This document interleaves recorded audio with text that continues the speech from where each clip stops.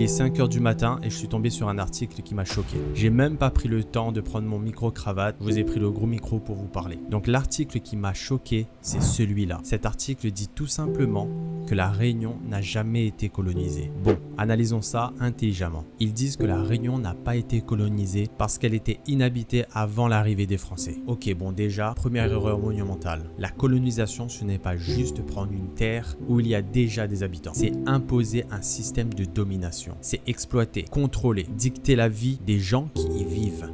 Et ça, peu importe comment ils y sont arrivés. Imagine que tu arrives sur un terrain vide. Tu décides que désormais ce terrain t'appartient, mais pour le faire prospérer, tu amènes des gens de force. Tu les obliges à travailler pour toi, sans salaire, sans droit. Ils ne possèdent rien, ne décident de rien. Et toi, tu les considères comme ta propriété. Et ça, comment ça s'appelle? Ça s'appelle l'exploitation. Ça s'appelle également la colonisation. Reprenons les faits. En 1642, la France pose son drapeau sur l'île. 1665, les colons arrivent avec un projet bien précis. Transformer la Réunion en une terre rentable. Et pour ça, évidemment, il leur faut de la main-d'œuvre. Mais pas n'importe laquelle, bien sûr, une main-d'œuvre gratuite. Des milliers d'hommes, de femmes et d'enfants sont arrachés de leur propre pays. De Madagascar, de l'Afrique, de l'Inde. Ils sont venus comme du bétail, dépossédés de tout, traités comme des objets. Ils n'ont ni droit ni avenir. Leur seule mission, enrichir les colons français. Et là, en 2025, on essaierait de me faire croire que ce n'est pas de la colonisation. On va voir un peu cette psychologie du déni. Pourquoi certains veulent encore nier l'évidence? Pourquoi refuser de voir ce qui crève les yeux? C'est quelque chose dont j'avais déjà parlé dans